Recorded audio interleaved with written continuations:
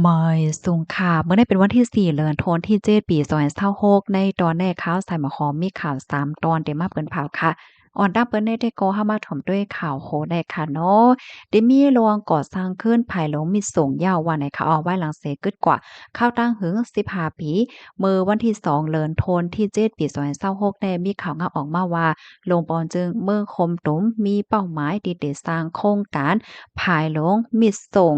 กาขันเงินตกอยู่3.6ปากล้านดอลลาร์อเมริกันเพราะว่าเงินไทยก็ได้ตกอยู่หมอก119,000เฮงเก้าปากเศร้าล้านวัดตีในเมืองมิดสงแจเมืองขางตั้งปอดตอนเหนือของจึงเมืองไห้เหย่าไผ่ในข้าวตั้ง8ปีว่าในค่ะลองต้องหนึ่งอันได้ก็เกิดขึ้นไหว้หลังเสจอมจึงโอมินออนไลน์ค่ะเนาะกว่าเมืองแขเสียก็ปอกมาไหนค่ะข้าวตั้งเมืองแขได้ก็เป็นมือ เรือนโทนที่6ดีป่นบ้านนั่นน่ะค่ะเกี่ยวกับในรองในภูมิปนพรดีเจเมืองขางก้อนหนึ่งค่ะเนาะก็ลาดว่าโครงการอันใดได้ก่อดีแต่ในอำเภออำนาจในยอค่ะไหว้หลังเสเลยกึดกว่าข้าวตั้งหึง15ปีย้อนก็เปว่าก้นวันก้นเมืองเขาห้านใจเสียก็ออกมาในการใจหนังฮาวเฮียงนั่นขนาดนอเมื่อค่ะก่อนป่นมาเนี่ยค่ะโครงการโรงไฟฟ้าเคียงนำ มิตรสงฆ์ในเรียกว่าเป็นโครงการที่อันใหญ่ที่สุดในเมืองคมตุมก็ว่าไลและว่าได้มีโรงเปิ้นเผาหนังเป็นตั้งการเฮ็ดจั่งใดคะเกี่ยวกับไปลองการสร้างภายหลงมิตรสงฆ์ได้จั่งใดค่ะไลฮู้ว่าลวงอันโครงการไลกึดกว่าเมื่อกาก่อนป่นมานั่นไหน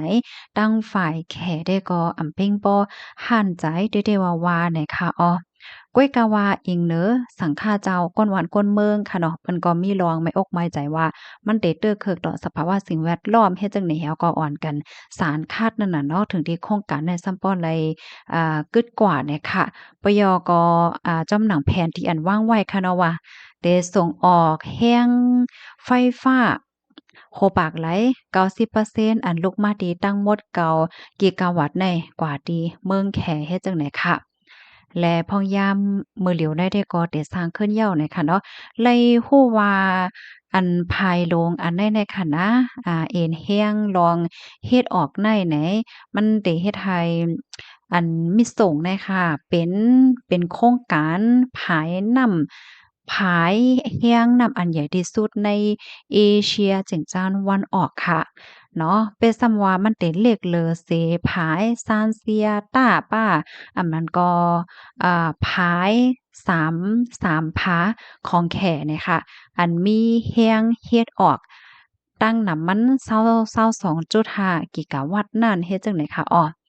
ลองฟื้นคืนโครงการมิตรสงฆ์ในค่ะนะก็จะมีการใช้จ่ายในสูงถึง11,000เฮงเก้าปากล้านดอลลาร์อเมริกันนะคะก็บ่ตรงเงินไทยก็หิ้มจำ383,000เฮง3ปากล้านบาทว่าไหนข้อมูลตอนในคาลิปปิมาที่ห้องการข่าวสดตั้งไว้ค่ะพี่น้องเฮาเขาถ่อมข่าวโคแนวหันเถิงจึงพองค่ะได้ป้องว่าโครงการอันใดเนาะอิงเหนือก้นวันก้นเมืองเขาออกมาในกลางใจว่าสร้างความพันธุ์นี้จ้อมเหไรกึดกว่า กล้วยหนามมะเหลียวได้ก็มีแผนเตสืบเฮ็ดทางกว่าเที่ยงในไวๆในยาวไหนพี่น้องเฮาค่ะถ่อมยาวหันถึงจึงหือพ้องปันตาหันถึงมาเลยค่ะผายมิตรสงฆ์ในมีเหนือแม้นนำอันหลายผู้ใดไผโฮดจรัสปันพองค่ะยินจมเหยียนนำค่ะกำแน่เฮาค่ะมาถ่อมด้วยข่าวง้าวแทงตอนหนึ่งค่ะในก็ได้เรียกว่าเป็นข่าวหลักๆไล่ๆค่ะที่ยอบไลหมนเจ้าสองตนแลก้นคอกาอันต่างยาลิลำลิบ ติเก็กหลานโคแผนใน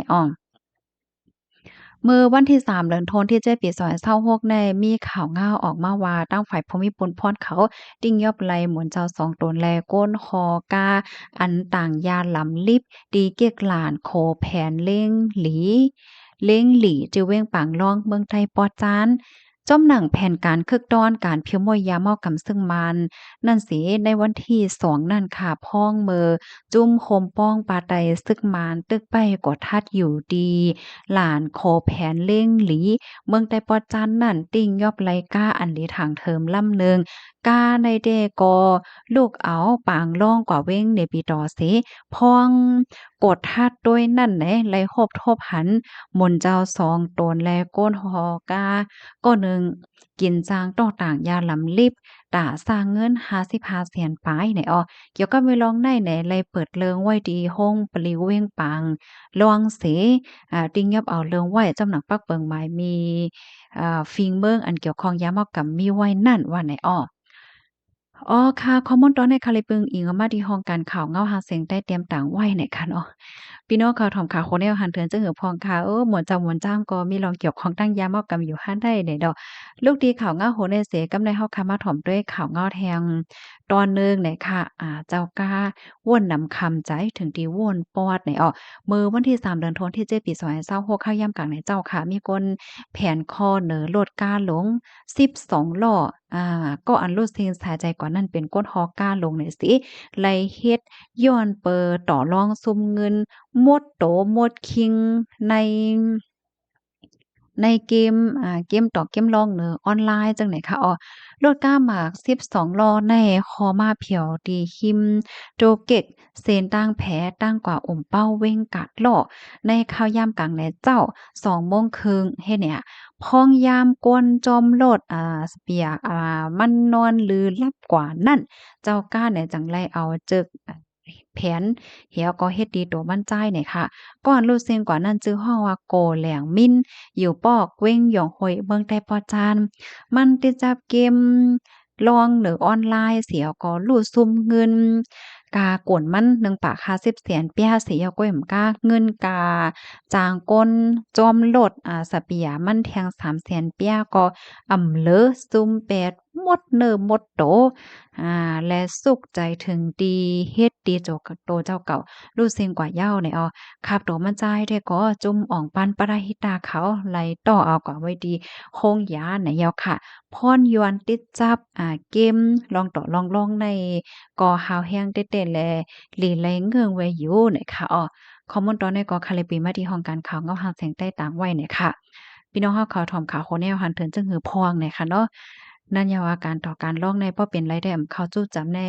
ก่อนเลี้ยวเนี่ยค่ะนะเพราะว่ากว่าเลนเมื่อเต็มมันไหลค่ะเนาะเพราะแหลมแค่เลนนิดๆค่ะนะเลนก่อนเลนมาหำสั่งถูกก็มันก็จังเอาเงินในซุ่มกว่าป้าจ้อเมยไหนค่ะ